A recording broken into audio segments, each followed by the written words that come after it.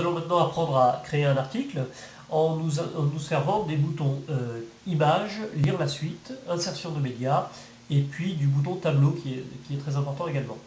Donc pour exemple, on va faire un article sur le groupe Le Baratin de la Joie.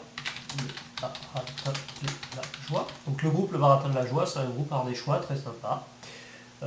Donc on va mettre du texte correspondant à notre article. Voilà, je l'ai déjà préparé. Je le mets ici. Le Baratin de la Joie est un groupe ardéchois qui a débuté en 2000 et a sorti 2 albums depuis. Il est composé de 5 hommes, il fait de nombreuses scènes, on l'a en particulier vu aux Francopholies. Et puis j'aimerais à droite de ce texte mettre une image. Donc pour insérer une image, il suffit de cliquer sur Image, d'aller choisir notre image en faisant transférer, parcourir, chercher notre image sur l'ordinateur, donc baratin.jpg. On fait ouvrir, lancer le transfert. Alors attention sur les images, essayez de ne pas transférer des images énormes. De toute façon, si leur largeur est supérieure à 600 pixels, il faudra forcément les redimensionner pour qu'elles soient visibles à l'écran. Généralement, une image de 300 pixels sur 300 pixels, c'est déjà largement suffisant. Donc voilà, notre image a été transférée. On a bien baratin.jpg qui est là. On va l'insérer. Et voilà, voilà, elle est insérée. On s'en rend tout de suite compte qu'il y a un problème.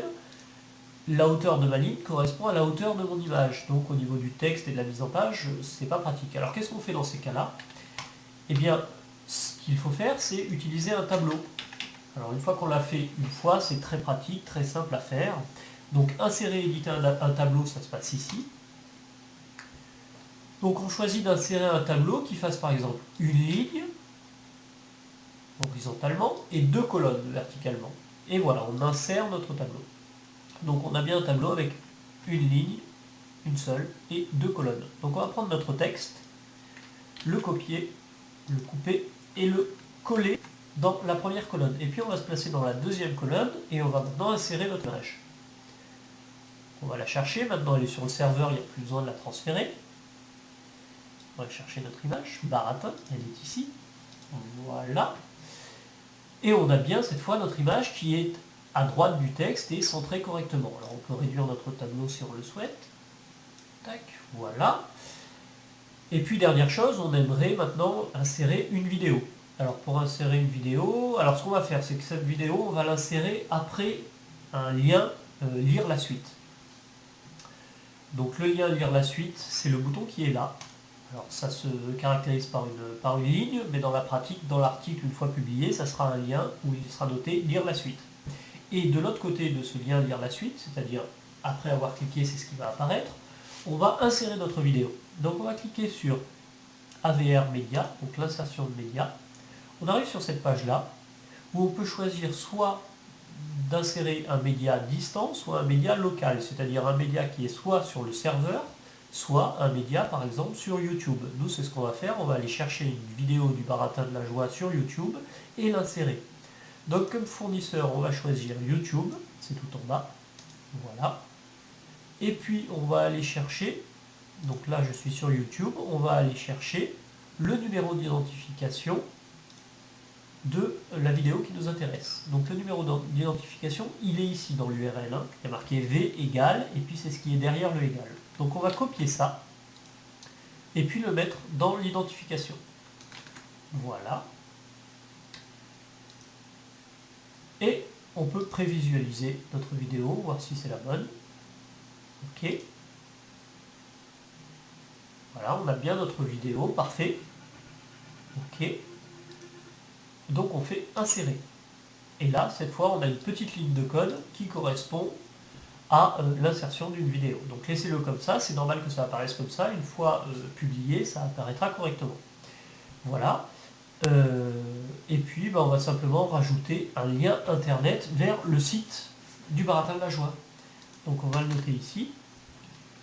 Vous pouvez visiter le site du Baratin de la Joie en cliquant ici.